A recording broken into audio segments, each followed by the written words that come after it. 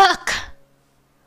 Gigil na sambit ni Miguel sa kanyang sarili at pasalampak siyang naupo sa sofa.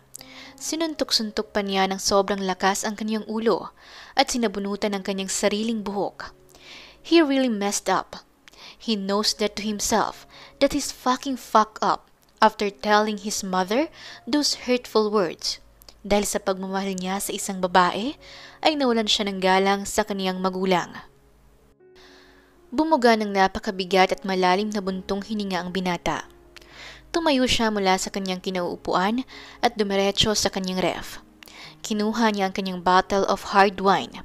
Binuksan niya ito at walang kapait-pait na tinungga ang alak. Nararamdaman niya na parang mababaliw na siya. Nasasaktan ang puso niya sa paglisan ng kanyang nobya. Pangalawa ay nasasaktan pa niya ang mahal niyang ina. Lumawig ang oras at lumubog na ang araw hanggang sa pagsilay ng buwan ay kaharap at kapiling pa rin ni Miguel ang kanyang mga wine at lango na siya sa mga ito. Akmang tutungga pa siya ng pangsyam niyang wine nang mapagtanto niyang wala na pala itong laman. Shit! Bad trip niyang wika. Muli siyang tumayo sa kanyang kinauupuan at pasuray-suray na tinungo ang kanyang ref kahit halos pumikit na ang kanyang mga mata sa kalasingan. Damn! Inis niyang sabi nang wala na siyang makitang alak sa loob ng kanyang ref. Bumalik siya sa sofa at pabagsak na naupo na tila ay mabigat ang kanyang katawan.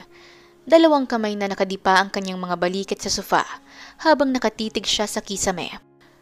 Sofia, mahal kita at alam ko sa sarili ko na babalik ka sa akin. Tama, babalik ka sa akin. Aniya sa kanyang sarili at tumayo na naman siya mula sa kanyang kinauupuan kahit na paikis-ikis na ang kanyang paghakbang. Gusto ko pa ng wine. Alak pa! Sambit niya kahit na halos masubsob na ang kanyang muka sa bawat kanyang paghakbang. Tinungo niya ang kanyang kotse at pumasok sa loob nito. Pinilit niyang magmaneho kahit hirap na siya sa pagdadrive. Dala-dalawa na nga ang kanyang paningin subalit matigas ang kanyang ulo at nahahayok pa siya sa alak sa kadahilan ng gusto niyang makalimot. Habang nagmamaneho si Miguel ay pati ang kanyang kotse ay tila lasing na rin dahil pati ito ay paikis-ikis na rin kung tumakbo. Isang busina ang natanggap ng binata mula sa mga dumadaang kotse. Boss, ayusin mo nga ang pagdadrive mo! Sigaw ng driver ng isang kotse nang matapat ito sa kanyang front seat. Naging abala at perwisyo na kasi ang binata sa daan. The fucking hell I care! Walang pakialam na tugon ng binata sa driver. Sa gitna ng kanyang pagmamaneho ay iginilig niya muna ang kanyang sasakyan. Dahil sa palagay niya ay nasusuka na siya. Huminga siya ng malalim at hinilot ang kanyang sentido. Ipinikit niya ang kanyang mga mata at sa muling pagbukas ng kanyang mga paningin ay doon niya napagtanto ang sarili. He's totally drunk and his eyes is also blurry na parang nais na niyang matulog. Parang sa isang iglap ay nawala ang kanyang kalasingan. Sa gitna ng kanyang kalasingan ay nagawa pa niyang makilala ang isang babaeng sobrang pamilyar sa kanya. Lasing man ay he can't be wrong for what and who is he seeing right now. His ex-girlfriend, Sofia, is kissing a man beside the street. Mabilis na naningkit ang kanyang mga mata sa galit. Nagdikit ang kanyang mga bagang. He can't believe na ang babaeng kanyang kinababaliwan ay may kahalikang ibang lalaki ngayon. They just broke up this morning, pero sa gabi ay may kadikit ng iba ang mga labi nito. Para sa kanya ay hindi makatarungan ang ginawa ng kanyang ex-girlfriend. Galit siyang bumaba mula sa kanyang sasakyan. Animoy umuusok ang ilong nito sa sobrang galit. Mabilis at malaki ang kanyang paghakbang. Ang kanina'y pasuray-suray ay kay bilis ng nakapaglakad ng matuwid.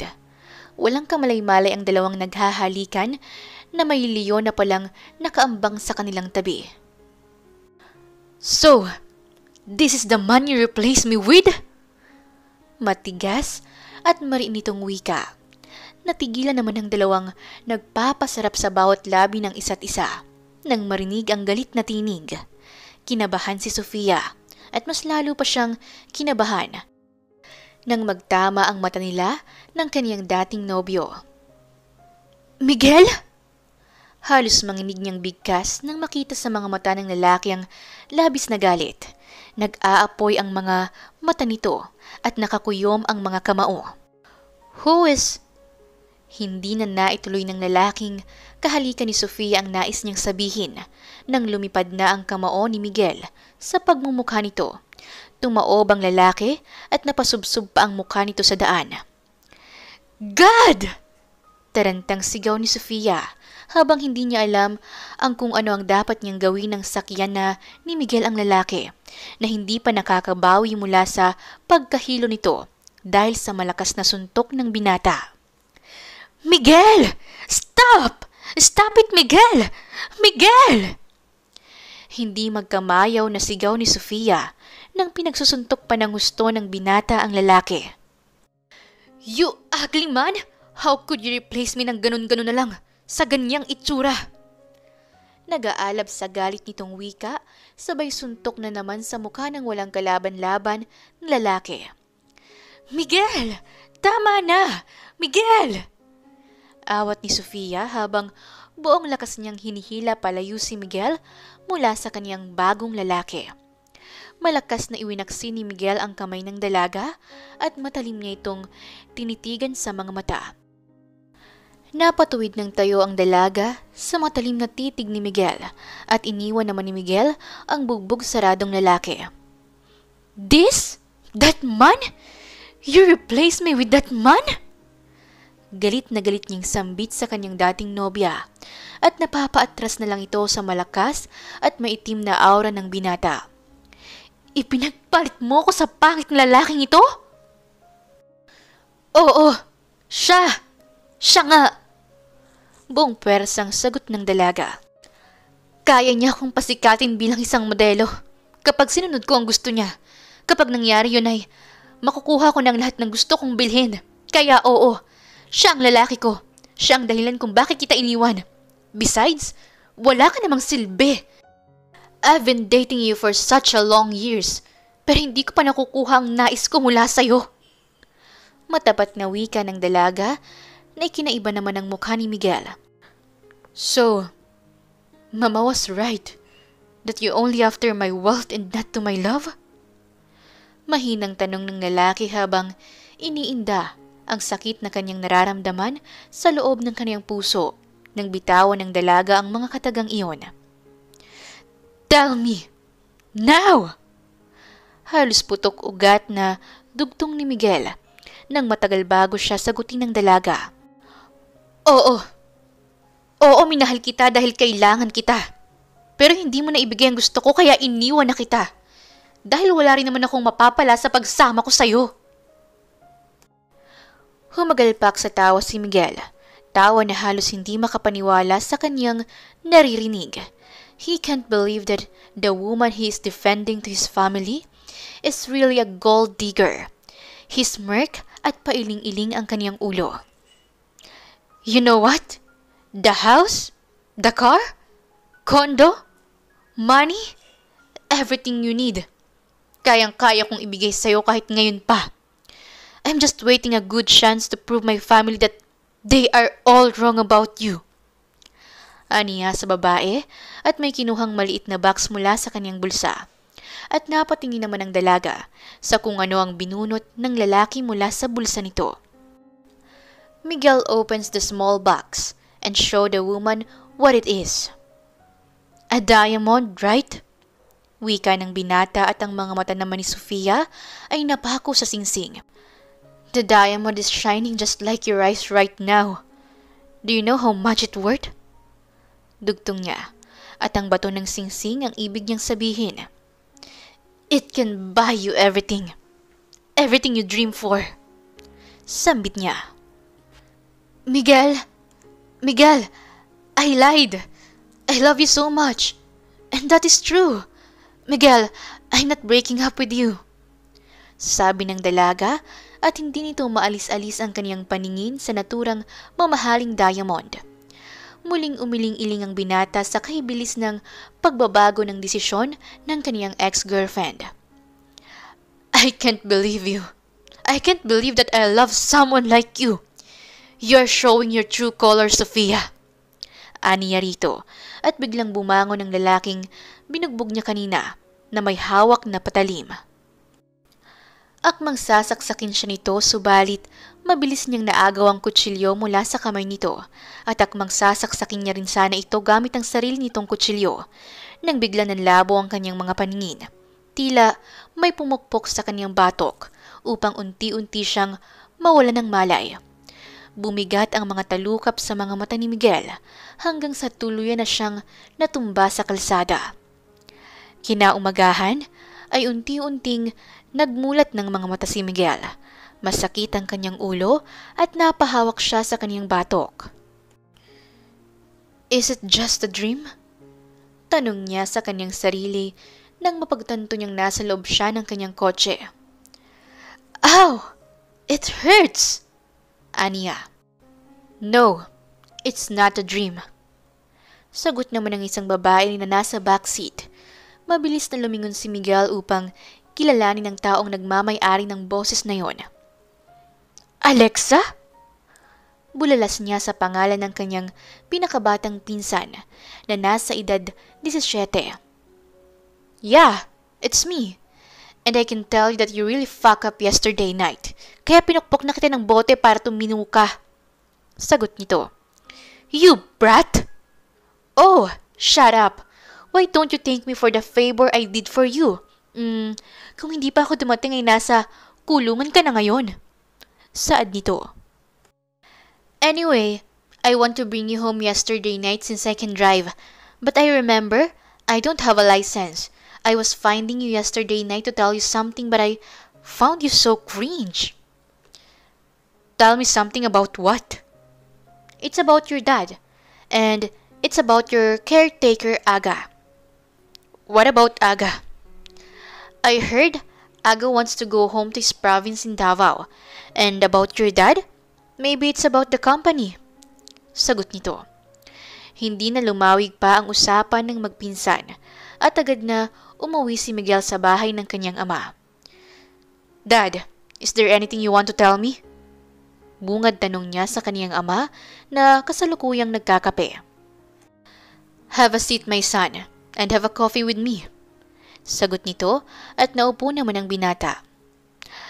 As you can see, I'm getting older. Hindi na ako magpapaligoy-ligoy pa, Miguel. Gusto kong palitan mo na ako sa pagpapatakbo ng kumpanya natin. Gusto ko nang mag-enjoy sa buhay na walang kumpanyang inaatupag. Dad, I can't run a business right now. Parang kanyang sagot. What do you mean? Dad, I can't focus right now. I want to ask you a favor instead. What is it? Please, hayaan mo kong sumama kay Aga sa probinsya. And I promise, after I move on, I will be back here to replace you for running our company. But for now, please let me do this, Dad. Seryoso niyang sagot sa kaniyang ama. Inayos naman ng matanda ang pagkakasandal ng kanyang likod sa upuan at pinagdaop ang kanyang dalawang kamay. He looked at his son so serious at nag-isip kung papayagan ba niya ito o hindi. 4 months. I will give you 4 months to fix yourself, Miguel. And after that, you have to be back here in Manila to replace me. Sagot ng kanyang ama sa kanya. Agad na lumipad si Miguel kasama si Aga papunta sa probinsya ng caretaker. He thinks that province is a good place for fixing his broken heart. Dahil madaling araw sila umalis, ay nakarating sila ng Davao 8:00 na ng umaga. Simple lang ang buhay ni Aga at welcome si Miguel sa pamamahay ng binatang si Aga. Habang sa kabilang banda naman ay kakabangon pa lang ni Cecilia mula sa kanyang kama. Masakit pa rin ang kanyang ulo at mataas pa rin ang kanyang lagnat. Gayunpaman ay ayaw niyang ipako ang kanyang sarili sa kama dahil pakiramdam niya ay mas magkakasakit siya lalo kapag binuro niya ang kanyang sarili sa loob ng kanyang kwarto.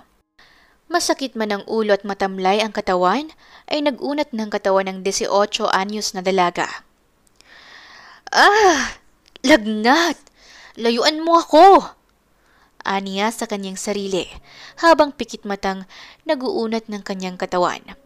Sa pagmulat niya ng kanyang mga mata ay isang gwapong lalaki ang natatanaw niya mula sa kanyang bintana.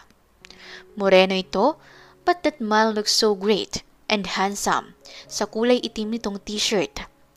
Medyo maluwag ang suot nitong t-shirt pero bakat ang malulusog nitong dibdib. Halos lumuwa naman ang mga mata ng dalaga nang makita niya ang bagong gwapong lalaki na nakatayo sa veranda ng kanilang kapitbahay. "Inay!" Malakas na sigaw ni Cecilia at halos magliparan na ang kanilang mga manok sa malakas niyang tili.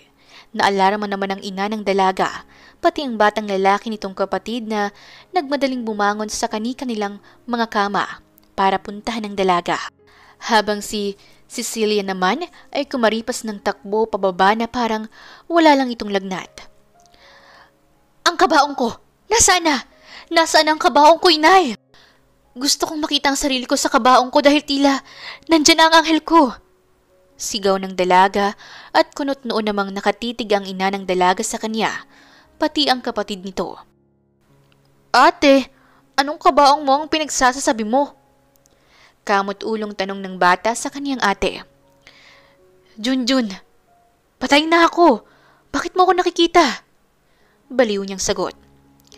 "Nay, si ate, kinukumbulsyon yata." Sagot naman ni Junjun. "Anak, ano bang pinagsasasabi mo? Lumapit ka nga sa akin para matingnan ko kung may lagnat ka pa." Wika naman ng ina nito. "Nay, patay na nga ako." Aniya. "Anong patay-patay ka dyan? Nasisiraan ka ba ng bait?" "Nay, hindi.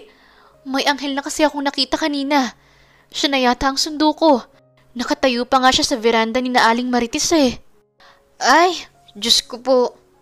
Sabat ni Junjun na kinukuha pa ang muta sa mata.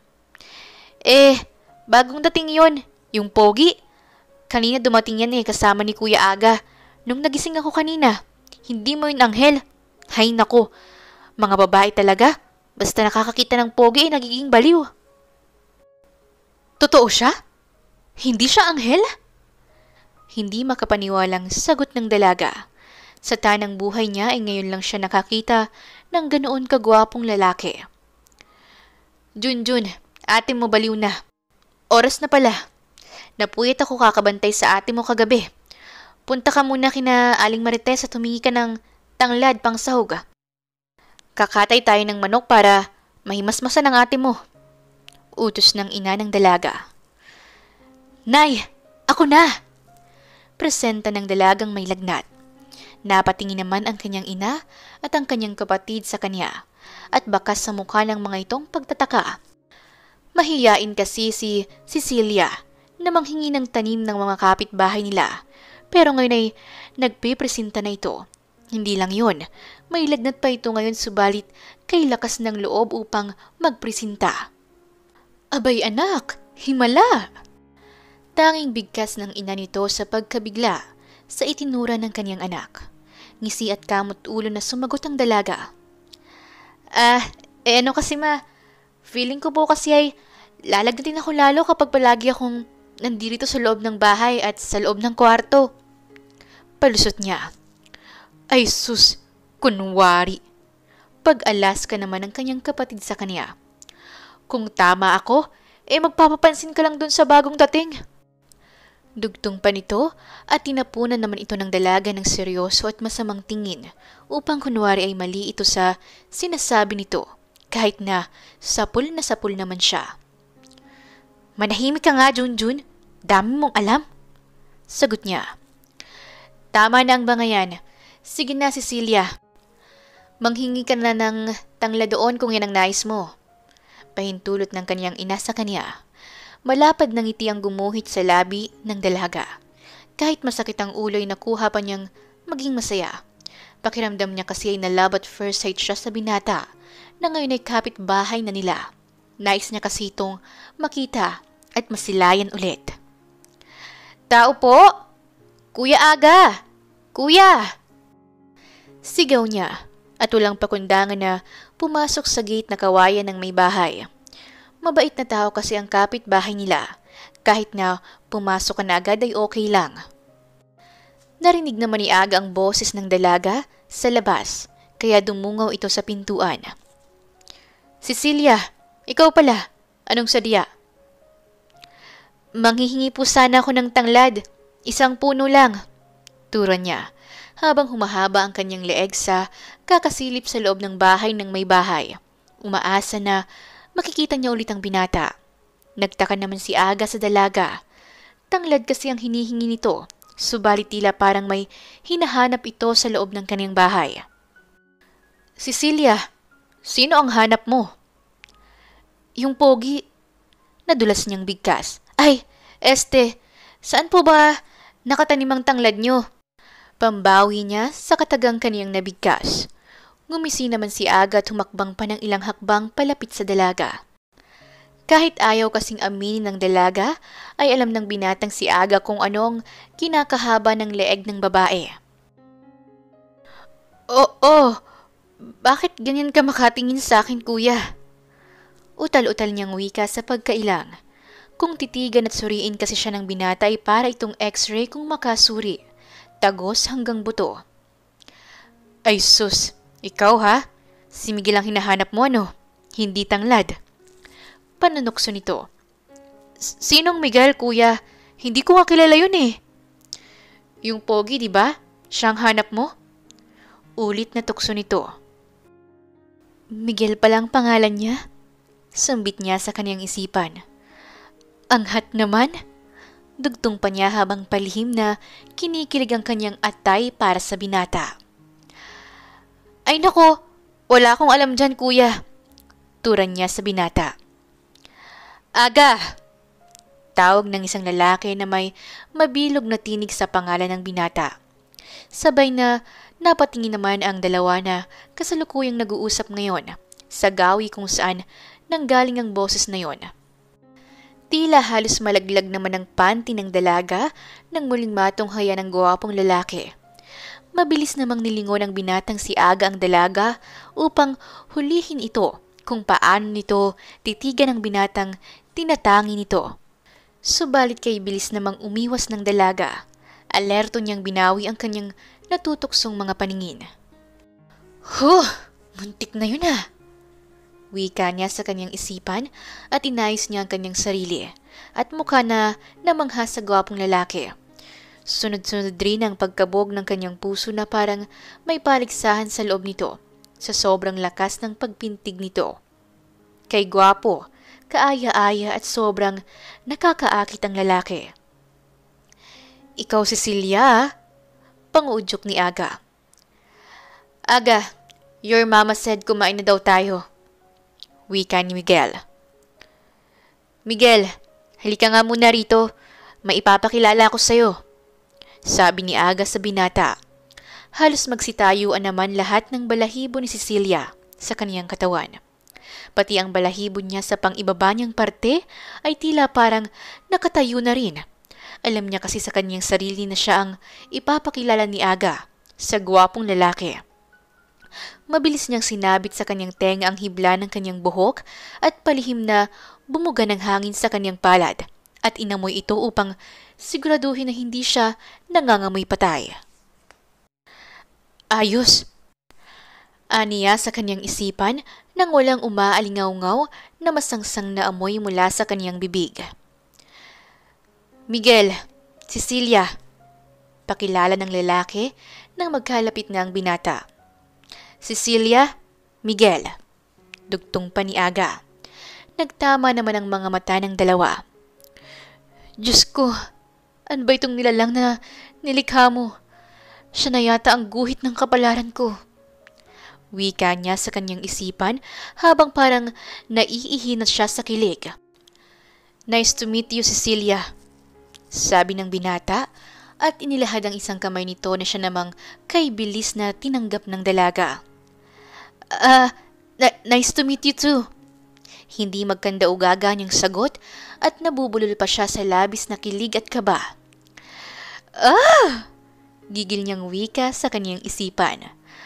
Ang laki ng kamay niya. Dugtong pa niya. Ikaw na ang dream boy ko. Gusto ko maging boyfriend siya, Lord. Ibigay niyo siya sa akin, please. Miss, are you okay? Concerned na tanong ng binata sa dalaga nang makitang namumula ang tenga nito pati na ang pisngi. Habang si Aga naman ay halos pumutok na ang kanyang eardrum kapipigil sa kanyang tawa. Kakaiba kasi ang itsura ng dalaga. Para na kasi itong hinog na kamatis. Morena na nga na mula pa. Masyadong halata na type nito ang kaniyang amo. Oo, okay lang ako. Simple niyang sagot kahit pigil na siya sa kanyang pantog. Kamay ko. Paalala ng binata dahil parang walang balak ang dalaga na bitawan ang kanyang kamay. Ay, sorry. Paumanhin niya at binitawan na niya ang kamay nito. Sayang naman, gusto ko pa sanang mahawakan ng mas matagal. Aniya sa kanyang isipan. Sige, Cecilia, pasok na muna kami sa loob. Kunin mo na lang ang sadya mo sa bakuran. Wika ni Aga at sabay na silang tumalikod ng binatang si Miguel. Pagtalikod ng dalawa ay impit at pigil na tumili ang dalaga habang tila ay nangingisay. Napalingon naman ulit ang dalawang binata. Aga, is she okay? May sakit ba siya? Bakit siya nanginginig? Takang tanong ni Miguel. Hoy, Cecilia! Saan ka pupunta? Ang tanglad mo! Sigaw ng lalaking si Aga nang makitang palabas na ng gate ang dalaga habang tila ay nangingisay. Napatigil naman ang dalaga at nahiyang humarap. Nahihiya siya sa kanyang ikinilos, subalit kay hirap itago ang tunay niyang nararamdaman. Saan nga ulit yun nakatanim? Halos upos na kandila niyang bigkas. Umiling-iling naman si Aga. Hay nako, kabataan talaga. Nasa bakuran nga ikaw talaga. Anito at mabilis na humakbang ang dalaga patungo sa bakuran. Nais na niyang umalis sa harapan ng dalawa sa sobrang hiya. Aga, what happened to her? Is she normal? Muling tanong ni Miguel. Why is she shaking like that? Dugtong pa nito. Humagalpak naman sa tawa ang binata at inakbayan ng lalaking amo. Natural lang yon, huwag kang mag-alala. Natural lang sa taga-probinsya na hindi maging normal minsan. Wika pa nito at tinungo na nila ang hapagkainan. Pagka-uwi ng dalaga sa kanilang pamamahay, ay nakatambang sa pintuan ng kanyang nakababatang kapatid. Walang kurap mata itong ginawa at nakatitig lang ito sa kanyang ate habang nakapamewang. Alis na dyan, paraan! Aniya sa kapatid subalit iniharang nito ang kamay nito sa pintuan kaya napaatras ang dalaga at pinatulan na niya ang kanyang kapatid sa pakikipagtitigan. Nakita ko yun ate Anito sa tono na parang may nakita itong hindi pwedeng itanggi at lusutan. Anong sinasabi mo? Paraan nga! May katarayan niyang wika at tinanggal niya ang kamay ng kanyang kapatid na nakaharang sa pintuan. Hindi ka type nun. Negra ka. Huwag ka nang umasa. Pangaasar pa nito sa nakakatandang kapatid. Che! Sagot niya. Maputi ang gusto nun. May class. At higit sa lahat maganda. Dugtong pa nito. Nilingon ng dalaga ang kanyang kapatid nang mailapag na niya sa mesa ang dala niyang sahog. Hoy, Junjun. Aba, maganda rin ako, no? Aniya sa kanyang kapatid. Kahit kailan ay hindi niya tinatanggap ang salitang sinasabing pangit siya dahil para sa kanya ay maganda siya at kaligaw-ligaw. Kaligaw-ligaw ako, Junjun. Maganda ako. Alam kong maganda ako. Kaligaw-ligaw ka nga. Parang pusang nililigaw. Dugtong pa nito. Hindi naging madali para sa binatang si Miguel na masanayan ng buhay payak. Buhay ng mga simpleng tao. Anak siya ng CEO subalit ngayon ay humihiga na sa tabla at banig. Sa unang linggo niya sa probinsya ay madalas na sumakit ang kanyang likod dahil sa tigas ng kanyang hinihigaan. Palagi ring nag-aalboroto ang kanyang tiyan at pabalik-balik sa CR dahil sa pagkain na hindi niya nakasanayan. kalaunan ay unti-unti na ring natatanggap ng kanyang katawan ng sistema ng pagiging buhay simple. Hindi na gaanong sumasakit ang likod niya at nag-uumpisa na ring tanggapin ng kanyang bituka ang mga pagkaing isinusuka niya noon. Lahat ay umayon sa kanyang nais. Naging maayos ang kanyang buhay sa probinsya. Masaya siya at nag-i-enjoy sa lahat.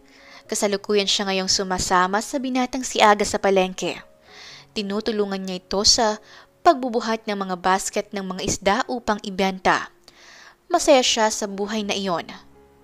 Akalain bang ang isang tagapagmana ng isang malaking korporasyon ay magbubuhat ng mga isda? Everything goes perfectly like how he wanted. Maliban lang sa isang bagay. May isang asungot kasi na bata ang panay papansin sa kanya. Para nga itong aso sa lakas ng amoy nito upang matuntun siya nito kung saan man siya magpunta. Miguel is now standing on the terrace outside of his room. Nakagawian na niyang dumungaw muna sa terrace kapag bagong gising siya. The fresh air gives him a good vibe for a day to start. Nagunat siya at naghikab sabay pagmulagat ng kanyang mga mata nang mabaling ang kanyang paningin sa isang may kalakihang board. May mga katagapay itong nakasulat sa malalaking titik. Good morning, my loves. Mga salitang nakaukit sa board at kumaway-kaway ang dalaga na may malapad na ngiti upang kunin ang atensyon ng binata. Good morning! Sigaw pa nito na bumulabog sa buong kapitbahay. Pikit mata at problemadong napahilot ang binata sa kanyang sentido, sa labis na hiya at nag-uumpisa na rin siyang mairita sa dalaga. Sa araw-araw kasi na ginawa ng Diyos ay araw-araw din itong ginagawa ng dalaga sa kanya.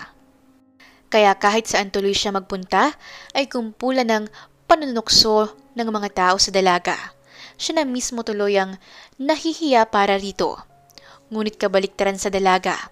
Gustong-gusto kasi nito ang tinutokso siya sa binata. The maiden is absolutely beautiful, but she's not his type. And it's so irritating to him to see a little woman taking the first move into a man. It's so weird and stupid for him. Nakakadiri para sa kanya ang siya mismo ang ligawan ng isang batang babae. Diyos ko po, ayan na naman siya. Nai-stress niyang wika sa kanyang sarili at mas pinili na lang niyang tumalikod na at huwag na muling tumingin sa dalaga. Mas lalo lang kasing sasakit ang kanyang ulo sa ginagawa nito. Talagang maganda naman si Cecilia, pero hindi nga lang ito ang tipo niya. Ay, kinikilig siya oh, nahiya pa oh. Assume ng dalaga sa kanyang sarili habang tinatanaw ang lalaking tumatalikod sa kanya. Sabay flying kiss. Pasasaan pa at mapapansin mo rin ako, Miguel. Dugtong pa niya. Ate! Malakas na sigaw ni Junjun. Ay, kepyas! Gulat na sambit ng dalaga at kamuntikan pa niyang mabitawan ang hawak niyang board. Ayan ka na naman! Konsumisyong wika ni Junjun sa kaniyang ate. Si Kuya Miguel na naman? Ay, Diyos ko po! Hindi ka nga gusto nun! Ang hirap mo namang makaintindi. Kapal ng mukha mo. Sermon pa nito sa kanyang ate habang inihahakbang ang kanyang mga paa palapit rito. Patingin ang sinulat mo. Ay hindi. Agarang tutol ng dalaga at dali ang binura ang kanyang mga isinulat sa board. Walang titingin ito. Chismoso ka. Kay bata-bata mong tao, marites ka na? Hindi to para sa'yo kaya huwag mong pakailaman ito ha. Aniya sa kanyang kapatid. Ay sus, baka nag-I love you ka na kay kuya eh. Nakakahiya ka ate. Wika pa nito na may pandidiri. Walang hiya-hiya kapag puso nang tumitibok, Junjun. Hayaan mo paglaki mo, maiintindihan mo rin ako. Sagot naman ito. Tibok ang mukha mo, di ka gusto nun. Che, may in love ka rin, tandaan mo yan. Che ka rin. Yung sinaing daw ni Mama, tingnan mo, pagkaluto daw nun lutuin mo ang ulam at hatiran mo siya ng pagkain doon sa bagsakan ng mga isda. Sabay na nanlaki ang mga mata at bibig ni Cecilia nang marinig ang mga katagang iyon mula sa kanyang kapatid. Copy! Ganado niyang wika at pakendeng-kendeng na bumaba sa hagdan patungong kusina. Sa bagsakan kasi ng mga isda ay tiyak na nandoon si Kuya Aga niya at lalo na ang the only one honey my loves niyang si Miguel. Mabilis na kumilos ang dalaga at mabilis niyang naluto ang lahat ng kailangang lutuin. Isinalid niya ito sa baunan at ready na siyang pumunta sa kaniyang ina. Sumakay lang siya ng tricycle at narating na niya ang fish port. Agad siyang dumiretso sa kaniyang ina at nag-almusal kasama ito. Tinulungan niya muna ang kaniyang ina sa mga isdang ibibenta nito. Nang halos tapos na ang lahat, ay saglit muna siyang nagpaalam sa kaniyang ina.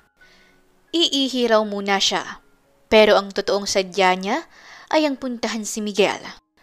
Nako, sure ako, marami na namang chimay ang nagpapantasya sa abs ng baby ko. Mga mahahalay! Inis niyang wika sa kanyang sarili. Subalit pati rin naman siya ay nanghihinam na muling masilayan ang magandang pandesal ng binata. Sinasabi ko na nga ba Aniya sa kanyang sarili nang abot tanaw niya ang dalagang nagkukumpulan sa isang tabi at sa isang gawi lang din nakatitig ang mga ito. Siguradong sigurado siya na si Miguel na naman ang pinagtitinginan ng mga kababaihan. Ay naku po, pati ba naman itong si Lola ay nakikipantasya rin? Wika niya na halos maglaway na ang biyudang matanda, kakatitig sa magandang katawan ni Miguel. Agad na lumapit si Cecilia kay Kuya Aga niya. Magandang umaga, Kuya. Ngiting bati niya sa binata. Uy, Cecilia, ikaw pala. Ganti naman ni Aga, habang si Miguel naman ay hindi nag-abalang pansinin ng dalaga at patuloy lang ito sa paglalagay ng mga isda sa basket. Hi, Miguel. Naiilang nabati ng dalaga. Kahit na panayang pagpapapansin niya rito ay marunong din naman siyang mahiya. Tinapunan naman siya ng binata ng masamang tingin. Hi. Pabagsak nitong wika at bumalik na agad ito sa paglalagay ng mga isda sa basket. Mabigat yan. Ako na. Pigil niya sa lalaki. Nang akmang bubuhat na nito ang isang basket ng mga isda. Bad trip na inilapag ng binata ang isang basket ng isda at nakapamewang itong naglaro ng kanyang dila. Bakas na bakas sa mukha nito ang pagtitimpi sa ginagawang pagpapapampam ng babae sa kanya. You know what, Cecilia? You are annoying. What do you think you're doing? Galit niyang wika.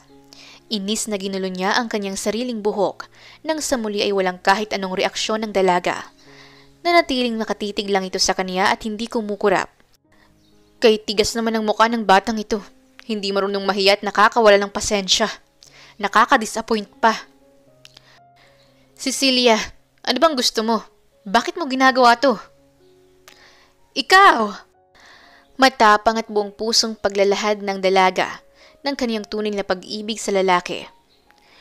Ikaw ang gusto ko. Gusto kita kaya ginawa ko ito. Anong ginagawa ko? Simple lang naman Nililigawan kita. Diretso niyang dugtong. Napahilamos na lang ang binata sa kaniyang sariling muka. While looking at the young woman's face, ay makikita sa mga mata nito na desidido talaga ito at seryoso ito sa mga pinagsasabi. Mukhang hindi rin ito basta-basta natitigil kahit anong gawin niya. Habang si Aga naman ay palipat-lipat ang kaniyang mga mata sa dalawa sa maalab na pagtatapat ng dalaga sa feelings nito. Ilang segundo bago sumagot ang binatang si Miguel. Manliligaw ka sa akin? Oo, sagot nito at saglit na nag-isip ang lalaki sa maaari niyang gawin. Sige, bigyan mo ako ng rason upang payagan kitang ligawan ako. Kaya kong gawin ang lahat para sa'yo. Muling napamewang ang binata. Ang lakas kasi ng fighting spirit ng dalaga na kahit itaboy pa niya ito ay mukhang hindi ito madadala. Kaya isang bagay ang kanyang naisip. Sige, papayagan kitang ligawan ako. Basta lahat ng gusto ko ay gagawin mo. Kapag pumasa ka, tayo na. At kapag hindi, tigilan mo na ako. Maliwanag? Imbis na mahamon ng dalaga, ay natuwa pa ito at galak na galak ang kaibuturan ng kanyang puso. May chance na kasi siyang mapaibig ang lalaking gusto niya. Sige, payag ako. Anong gusto mong gawin ko? Wika nito na tila excited pang gawin ang una niyang task sa panliligaw. Buhatin mo ang isang basket ng mga isda at ilagay sa tamang lagayan. Utos ng lalaki na walang kaabog-abog namang sinunod ng dalaga. Binuhat nga nito ang kaibigat na basket ng isda. Kahit halos hindi nito kayang buhatin at nanlolobo na ang mga ugat niya sa leeg, ay hindi sumuko ang dalaga hanggang sa napatong na niya ito sa kaniyang ulo. Wow! Ang gaan! Wala ito. Simpleng bagay. Pagsisinungaling pa nito upang magpa-impress sa lalaki, kahit na halos ayaw nang humakbang ang kanyang mga paa dahil sa bigat ng kanyang dala. Cecilia acts like the basket of fish is just nothing to her. Habang si Miguel naman ay nakasunod ang kanyang mga mata sa paikli-ikling hakbang ng dalaga, palayo sa kanya. Pasasaan din at susuko ka rin. Mapapagod ka rin at lulubayan mo rin ako. Sa ngayon, hahayaan muna kita sa gagawin mo at makikipaglaro na rin ako sa'yo hanggang sa sumuko ka. Tutal, ito naman ang gusto mo. Wika ni Miguel sa kanyang isipan. Wala ito! Kaya ko ito! Magaan! Magaan lang ito basta't sagutin mo lang ako, Miguel! Sigaw ni Cecilia sa binata at muli na namang napahilot si Miguel sa kanyang ulo. Stress na siya sa batang babaeng ito. Sa bawat araw na ginawa ng Diyos ay palaging nagpapapansin ng dalaga. Nagbubuhat siya ng mabibigat na bagay para sa binata. Lahat ay ginagawa niya, mapatunayan lang na mahal niya talaga ito. Sa muli, ay pumunta si Cecilia sa lugar kung saan nagbubuhat ng mga isda ang binata. Subalit nang dumating siya sa lugar na yon, ay wala doon si Miguel. Agad siyang nagtanong kay Aga, at doon niya napag-alaman na nilagnat pala ito. Dali-dali siyang umuwi at dumiretso sa bahay ni Aga. Sabi kasi nito ay walang kasama ang lalaki doon. Pagkapasok ni Cecilia sa loob ng bahay, malakas na pag-ubo ang kanyang narinig na tila ay may matigas itong ubo.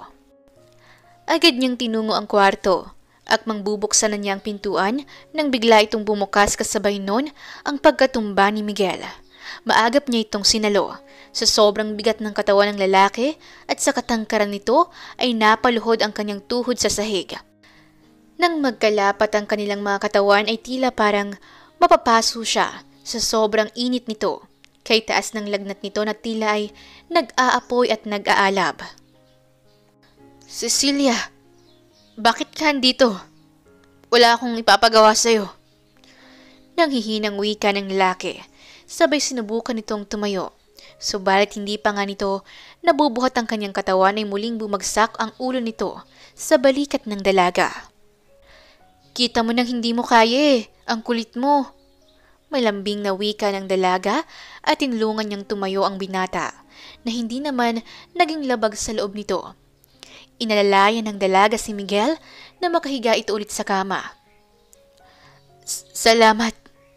Nahihiyang pasasalamat ng binata. Anong gusto mong kainin? Ipagluluto kita. Alok niya sa lalaki.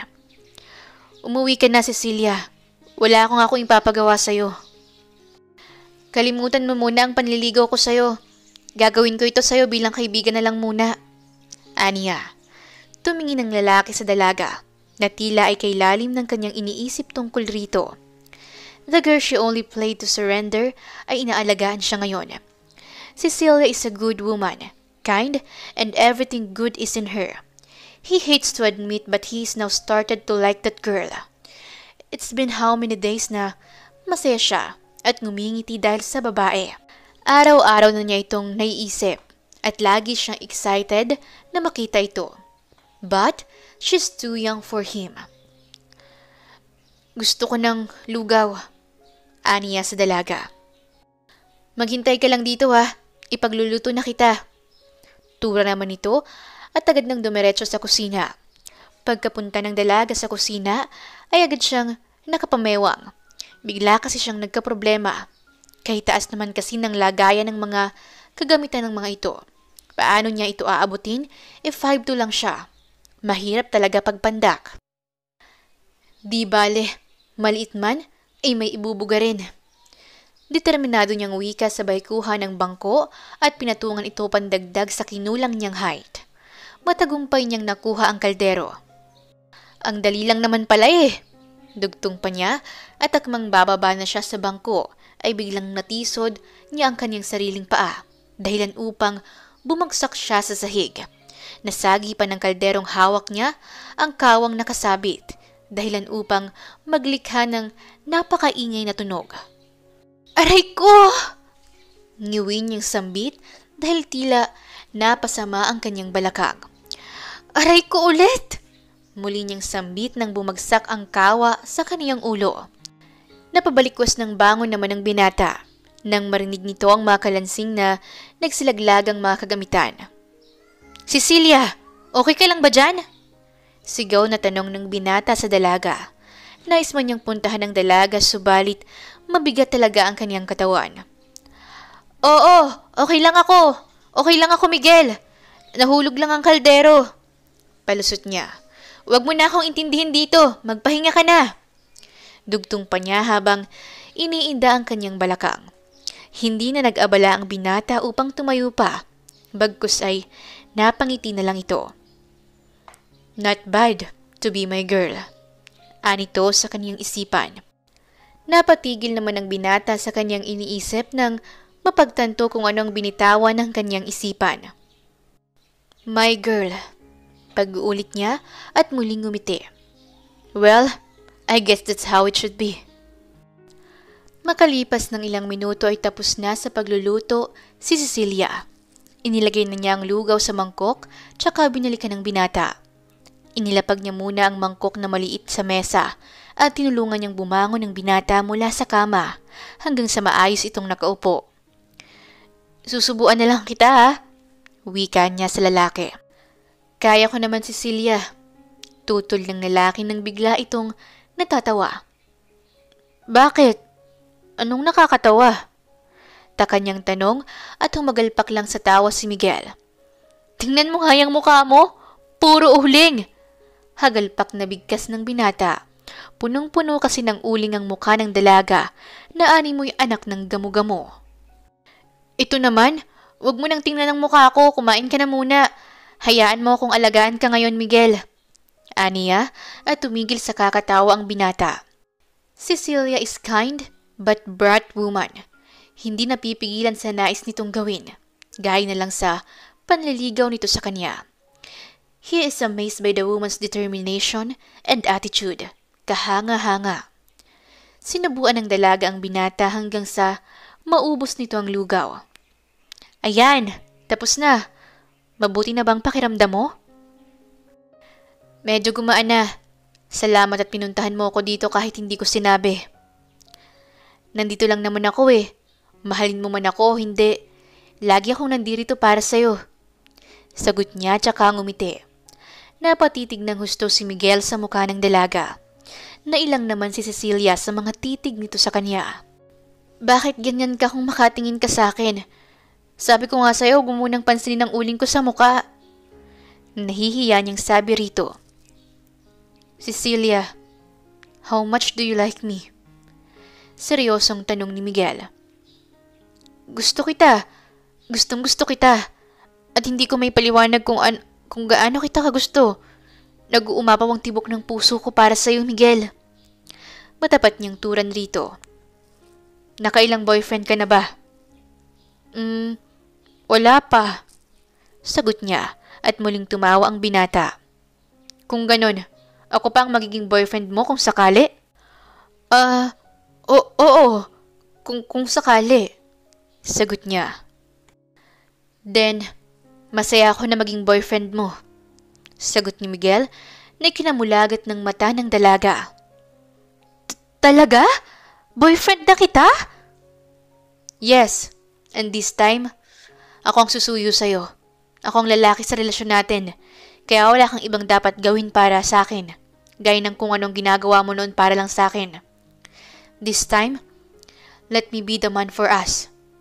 Malambing na wika ni Miguel sa dalaga. Sa relasyon ng dalawa ay naging maayos ang kanilang pagsasama. Naging maayos ang takbo ng kanilang pagmamahalan. Palaging pinupuntahan ni Miguel ang kaniyang nobya sa pamamahay nito. Open ang relationship nila sa pamilya ni Cecilia. Mabait ang pamilya ng dalaga at ni isa sa mga ito ay walang alam sa kung anong klase ng pamilya meron ng binata. Hanggang sa isang araw ay unti-unti nang nagbabago si Miguel sa dalaga. Hindi na ito gaya ng dati na palagi itong nagpupunta sa bahay nila. Ni pag-text nga o pagtawag ay hindi na nito ginagawa. Hindi niya tuloy maiwasan na magduda, lalo na at usap-usapan sa kanilang baryo na may ibang babae si Miguel. Sa ilalim ng gabi ay iniintay ni Cecilia ang kaniyang nobyo sa kanilang balkonahe at umaasa siyang darating ito. Umaasa siya na kapag dumating ito ay maging kampante na ang kanyang loob na wala itong ibang babae. Subalit, lumalim lang ang gabi ay wala talagang Miguel ang dumating. Nakita siya ng kanyang ina at nilapitan siya nito. "Anak, umaasa ka pa rin bang bibisitahin ka ni Miguel dito?" Habag na tanong ng ina niya sa kanya. Bumuntong hininga ang dalaga. "Nay, ano kayang nangyari kay Miguel? Panay silip ko sa bahay nila Kuya Aga pero hindi ko nakikita si Miguel. Kapag nagtatanong ako kay Kuya Aga kung nasan si Miguel, ay hindi rin daw niya alam. Batid kong may kakaibang nangyayari sa kanya. Sana kausapin niya ako para maintindihan ko ang lahat." Sambit niya sa napakulungkot na tinig. "Anak, usap-usapan sa barangay natin na may ibang babae si Miguel. Alam kong alam mo na rin ang usap-usapan na yan. Paano kung may ibang babae nga siya, anak?" Naawang wika ng ina niya sa kanya, sabay namuo ang kaunting luha sa mga mata ng dalaga at iniling ang kaniyang ulo. Hindi niya kayang tanggapin na may ibang babae si Miguel kapag nagkataon, lalo na at mahal na mahal niya ito ng buong buo. "Hindi, walang ibang babae si Miguel, Nay. Hindi niya magagawang lokohin ako. Baka may mas malalim lang siyang dahilan kaya nangyayari to sa amin." Sambit niya habang pinagtitibayan ang kaniyang kalooban na huwag masaktan. Hindi pa niya napapatunayan na may ibang babae si Miguel, kaya wala siyang karapatan na pagdudahan ito. At ang mga usap-usapan sa kanilang baryo ay tanging tsismis lamang at hindi makatotohanan. Sa gitna ng pag-uusap ni na Cecilia at ng kanyang ina, ay biglang nagsalita si Junjun. "Ate, pwede bang bilhan mo ako ng ballpen sa labas? Gabi na kasi, takot na akong lumabas." Pakiusap nito sa ate. "Sige, akin na." Aniya at kinuha ang pera mula sa kamay ng nakababatang kapatid. Habang naglalakad si Cecilia papunta sa natatanging grocery store sa kanilang bayan, ay wala sa isip niyang inihahakbang ang kaniyang mga paa. Malapit ng grocery store pero kay layo ng kaniyang isip. Hanggang ngayon ay laman pa rin ng kaniyang isipan ang mga tanong kung nasaan na ba si Miguel. Ilang hakbang pa ay narating na nga ni Cecilia ang grocery. Agad siyang pumasok sa loob at hinanap ang kailangan at binayaran ito. Mabilis siyang lumabas sa grocery at pagkalabas niya ay bigla siyang naistatwa mula sa kanyang kinatatayuan. Tila parang nanigas ang kaniyang buong katawan dahil sa kaniyang nakita. Mabilis na kumabog ng malakas ang kaniyang dibdib, kasabay ang pagsikip nito. Agad na bumagsak ang mga malalaking butil ng mga luha mula sa kaniyang mga mata nang actual niyang makita si Miguel na may kasamang ibang babae at nagyayakapan pa ang mga ito sa dilim.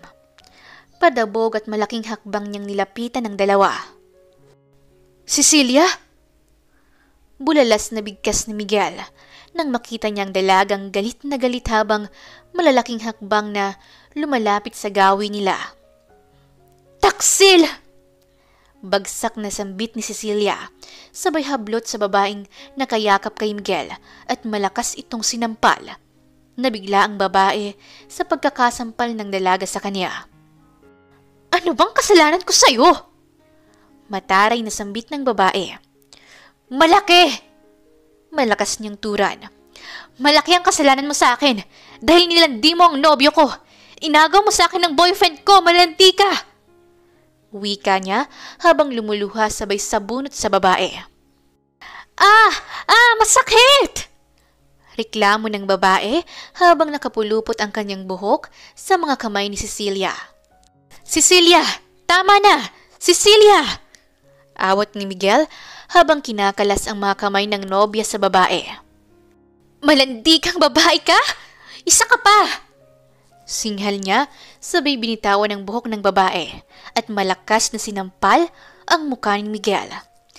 Isa ka pa! Malandi ka! Kaya pala wala kang paramdam sa akin? Ito pala ang ginagawa mo? Ito palang tinatago mo sa akin? Galit niyang bigkas habang pumapatak ang mga luha sa kanyang mga mata na punong-puno ng sakit at pait. Cecilia, pakinggan mo muna ako. Magpapaliwanag ako. Pakiusap ni Miguel. At ano pa bang ipapaliwanag mo, ha? Kitang-kita ko na eh. Kitang-kita ko na ang lahat-lahat. Ngayon, ano pa bang ipapaliwanag mo sa akin kung ito na? Ito na ang katotohanan. Niloko mo ko, Miguel. Niloko mo ko. Sinira mo ang tiwala ko. Sinira mo ang puso ko. Tinalikuran mo ang pagmamahal ko sa iyo, Miguel. Wika niya habang impit na nagsasalita. Lumapit ang babae kay Miguel at hinawakan ito sa braso. Miguel, tara na. Huwag na nating aksayin ang oras natin sa kanya. Baka makunan lang ako kapag nagpatuloy pa tayo rito. Bigkas ng babae. Makunan? Dikit kilay na sambit ni Cecilia habang nagugulumihanan na tila ay ayaw pumasok sa kanyang utak ang ibinigkas nito. Oo, baka makunan lang ako sa skandalong ginagawa mo. Tama ka ng dinig. Buntis ako at si Miguel ang ama. Mariing wika ng babae. Iniling-iling ni Cecilia ang kanyang ulo at hindi niya tanggap ang revelasyong kanyang nalaman. Sofia, pwede ba? Tumahimik ka! Awat ni Miguel sa babae. Cecilia, mag-usap tayo. Pakinggan mo ko. Wika ni Miguel sa nakikiusap na tinig habang nilalapitan niya ang nobya niyang si Cecilia. Habang nilalapitan ni Miguel ang dalaga, ay panay din ang pag-atras nito. Huwag kang lumapit. Huwag mo akong lapitan. Malakas nitong bigkas. Cecilia, sabing huwag kang lumapit eh. Muling malakas nitong wika. Sobra ka, Miguel. Sobra ka. Sobra mo akong sinaktan. Hindi na nakayanan ni Cecilia ang sitwasyon. Tumakbo siya ng mabilis upang makalayo mula sa dalawa. Hingal siyang huminto sa isang tabi, hawak-hawak ang kanyang tuhod. Napaupo siya sabay iyak sa gilid ng kalsada at sa ilalim ng gabi ay binuhos niyang lahat ng sakit na kanyang nararamdaman. Pakiramdam niya ay unti-unting namamatay ang kanyang puso kasama ang kanyang sarili. Cecilia, wika ng isang tinig at kilalang kilala iyon ng dalaga. Matalim niya itong tinitigan sa mga mata at gusto niyang sabihin rito na ayaw niya itong makausap. Bakit mo pa ako sinundan? Wika niya sa pabagsak na tinig. Cecilia, hindi mo ko naiintindihan. Wika nito. Padabog siyang tumayo at matapang na sinagot ang lalaki habang matalim ang kanyang mga tingin para rito. Talagang wala akong naiintindihan, Miguel. Hindi ko makuhang intindihin kung bakit mo ako nagawang lokohin. Mahal naman kita. San ba ako sa'yo nagkulang? Anong dahilan mo bakit mo winasak ang puso ko? Bakit mo ako sinaktan ng ganito? Mapait niyang bigkas sa lalaking labis-labis niyang mahal at hindi niya mapigilang umiyak muli sa harapan nito. Cecilia, ni minsan sa relasyon natin na hindi kita niloko. Ni minsan na hindi kita pinagtaksilan. Paliwanag nito. Hindi nga ba? Kung hindi, bakit may Sofia ka? Bakit bigla ka na lang nawala? Bakit biglang hindi ka na lang nagpakita? Bakit biglang hindi mo na ako kinausap? Alam mo ba, ha, Miguel? Ilang gabi ako hindi makatulog ng maayos kakaisip sa'yo kung nasan ka na, kung anong nangyari sa'yo. At higit sa lahat, Ilang araw kong pinigil ang sarili ko na huwag masaktan sa mga usap-usapang kalat na kalat sa baryo natin. Dahil mas pinili kong pagkatiwalaan ka. Pero ano? Anong ginawa mo? Sinaktan mo lang ako, Miguel. Binigo mo lang ako. Sinira mo ang tiwala ko sa'yo. May diin niyang bigkas na may halong panunumbat. Cecilia, isinusumpa ko. Hindi kita niloko. Katuwiran niya sa nobya. Hindi ako nagpakita sa'yo dahil hindi ko alam kung anong sasabihin ko sa'yo. Hindi ko alam kung saan ako magsisimulang ipaliwanag sa'yo ang lahat. Tungkol kay Sofia, tapos na kami bago naging tayo. Dugtong niya. Sinungaling! Yan ang totoo, Cecilia. Pumunta ako dito sa Davao upang kalimutan siya. Upang kalimutan ang sakit na idinulot niya sa akin. And because of you, ay agad kong napalitan ng saya ang puso ko. Minahal kita, Cecilia. At mahal na mahal kita. Hindi ko lang talaga alam paano ipapaliwanag sa'yo ang lahat dahil biglaan. Biglang bumalik siya sa buhay ko at sinasabi niyang buntis siya at ako ang ama. That day, nang malaman ko ang lahat ng yan ay hindi ko na alam kung paano ako haharap sa'yo. Hindi ko kayang mawala ka sa akin, Cecilia. Sambit niya ng buong katapatan sa babae. Ayusin mo yan, Miguel, kung ayaw mo kong mawala sa'yo. Bigkas niya habang pinagpupuyo sa sobrang sakit ang kanyang damdamin tsaka iniwan ang binata. Wala namang nagawa si Miguel kundi ang maiwang nakatayo sa daan habang nanlulumong tinatanaw palayo ang kaniyang nobya.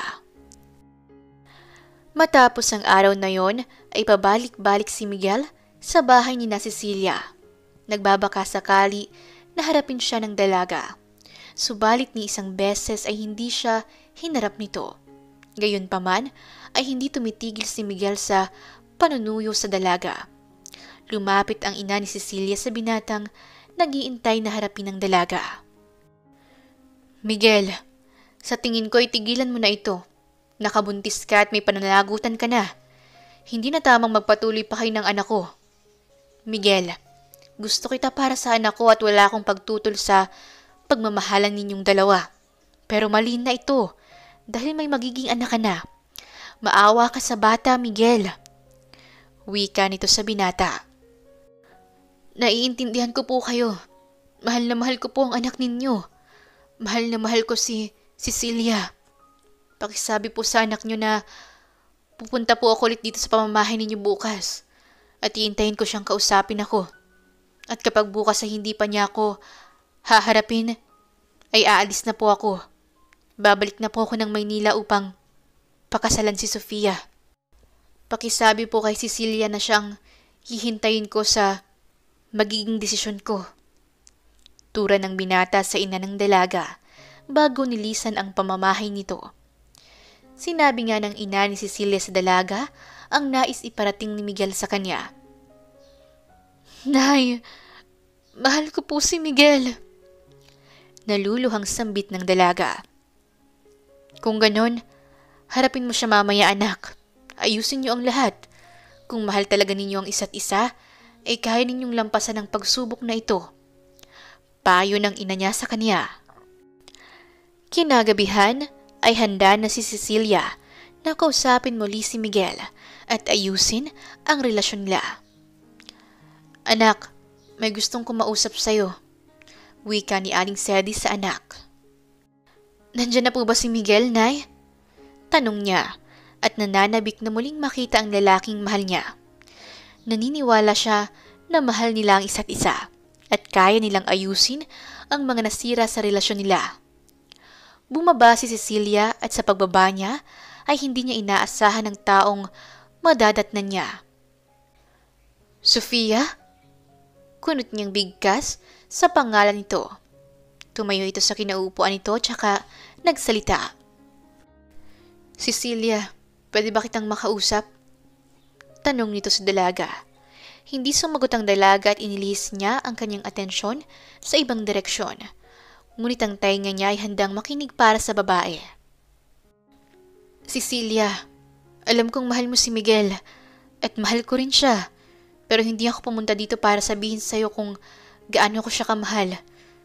Nandito ako para makiusap sa'yo na parang awa mo na. Ibigay mo na sa akin si Miguel. Ibigay mo siya sa amin.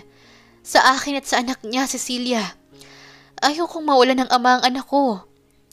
Pagmamakaawa ni Sofia sa dalaga. Sa bawat katagang binibitawan ni Sofia, ay ganun din karami ang mga luhang umaagos mula sa kanyang mga mata. Lumuluha siya para sa pag-ibig niya kay Miguel, at lumuluha siya para sa batang mawawala ng ama kung aagawin niya ang ama nito mula rito. Cecilia, patawarin mo ko kung kailangan kitang saktan, at patawarin mo ko kung hihingin ko sa iyo na lumayo ka na lang. Pakiusap, layuan mo si Miguel at ibigay mo na siya sa amin ang magiging anak niya, sa amin na magiging pamilya niya. Cecilia, parang awa mo na. Lumayo ka na sa kanya. Bigkas nito na punong-puno ng pagmamakaawa. Tumalikod ang dalaga. Huwag kang mag-alala, Sofia.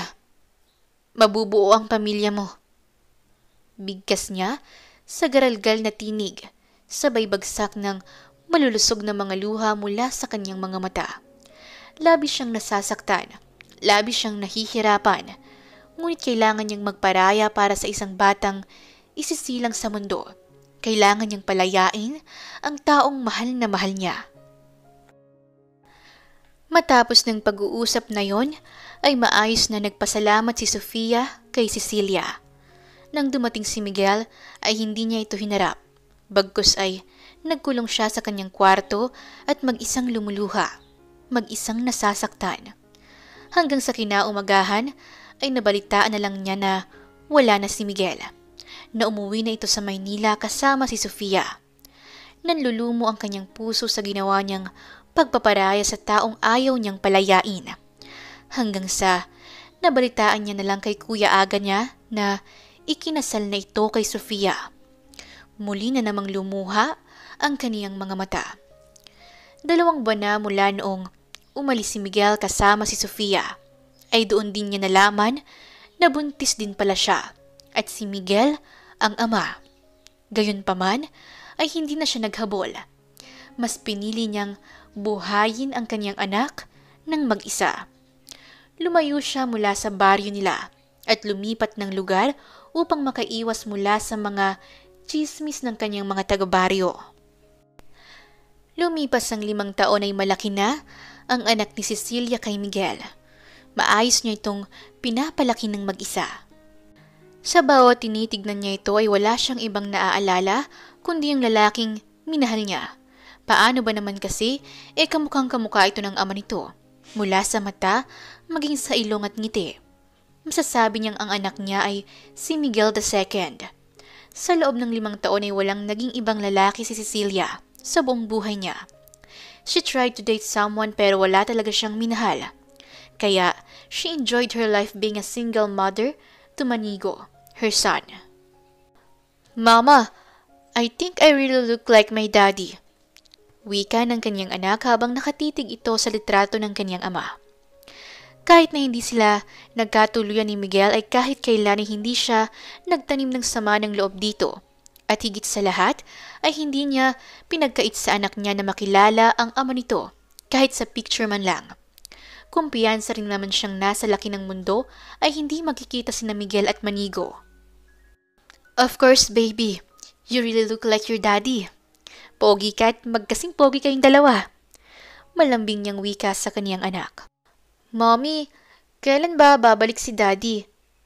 Nalulumbay na tanong ni Manigo. Nalungkot din si Cecilia para sa anak. Ang palagi niyang sagot dito ay malapit nang umuwi ang kaniyang daddy.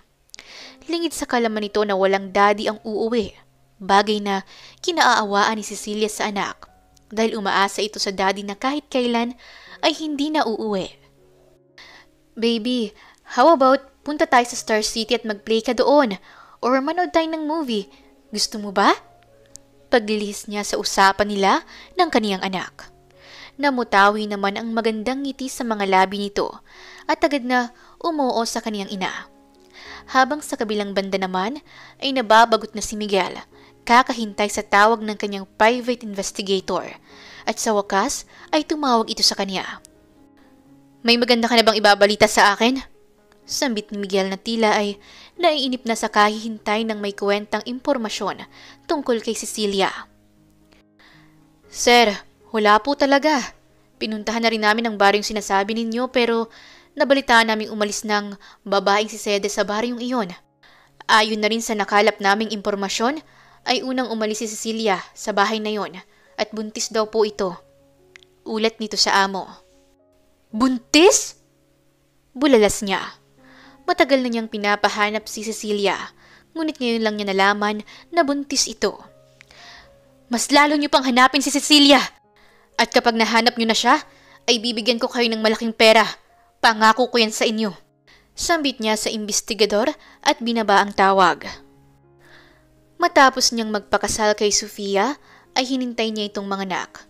Pagkatapos nitong manganak, ay pinad-DNA test niya ang bata. And it turns out na hindi niya ito anak.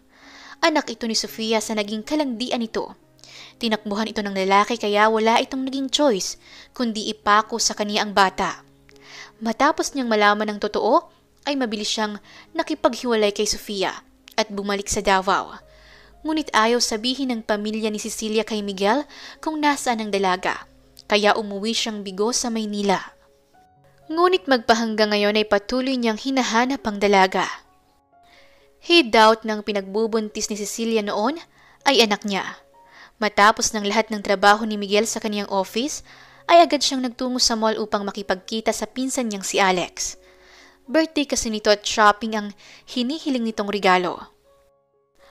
Habang sa kabilang banda naman ay kasalukuyang nanonood ang mag-ina ng sine, nang biglang nagreklamo ang anak ni Cecilia na si Manigo.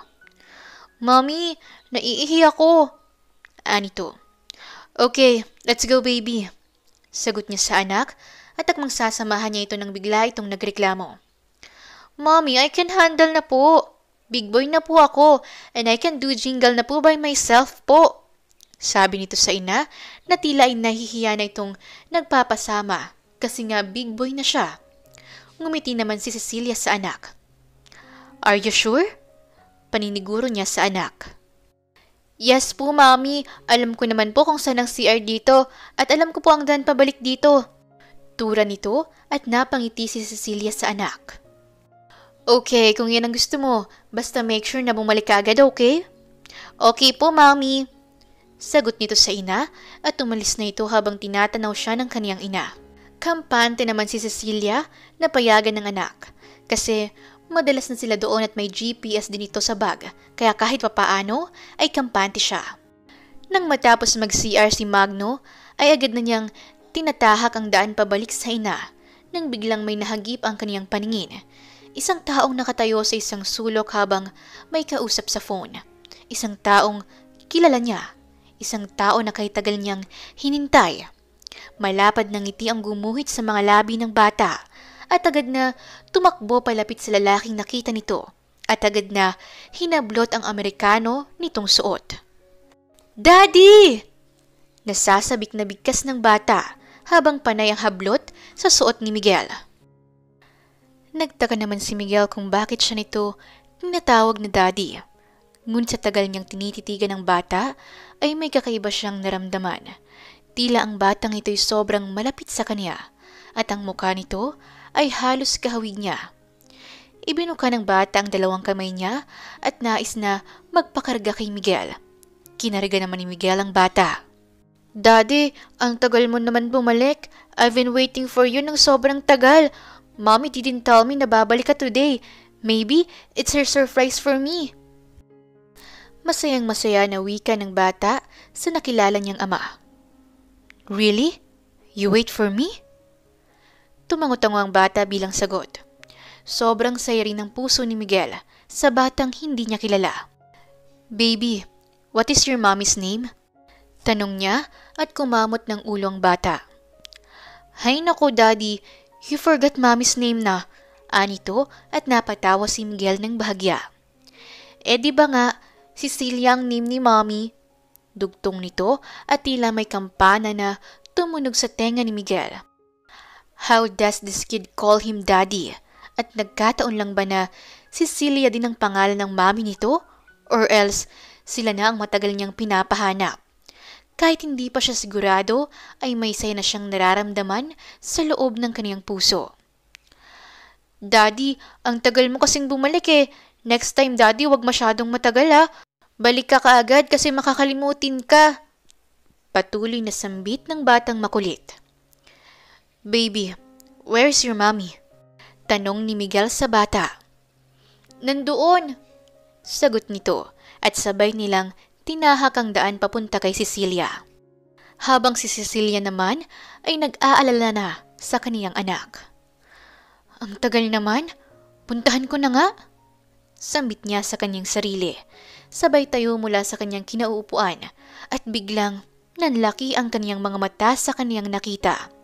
Sa lalaking humahakbang palapit sa kanya at karga-karga pa nito ang kaniyang anak. Miguel? Halos hindi niya mabigkas ang pangalan nito habang nakatulala ang kaniyang mga mata. I've been looking for you for such a long years. Wika ni Miguel sabay halik sa labi ng dalaga. Miguel, ayoko ng gulo. Mahina niyang wika sa lalaki. Don't worry baby, inayos ko ng buhay ko gaya ng sinabi mo. Ang problema nga lang ay pinahirapan mo kung hanapin ka. Anito sabay tingin sa batang si Manigo. He is mine, right? He is my child. Dugtong nito na walang pagdududa.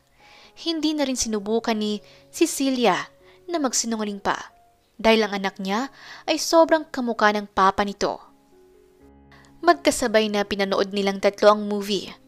Dinala ni Miguel ang kanyang mag-ina sa isang restaurant na pag-aari niya at doon niya pinaliwanag ang lahat. Matapos nun ay nagkaayos sila ni Cecilia at inayos din nila ang nasira nilang pamilya. Nagawa na rin makilala ni Manigo ang kanyang lolo at lola na mga magulang ni Miguel. Labis ang tuwa ng dalawang matanda nang makita nila ang kanilang apo. Kalaunan ay nagpakasal ang dalawa at naging ganap ng mag-asawa hanggang sa nasundan pa si Manigo. Ang pagmamahalan ni Cecilia at Miguel ay isang patunay na kung ang pag-ibig ay totoo, mapapasayo pa rin ito kahit gaano pa katagal ang panahon na lumipas. Wakas! Maraming salamat po sa inyong pakikinig hanggang sa dulo ng kwentong ito. Ito po si Inday Series at hanggang sa muli. Maraming salamat po.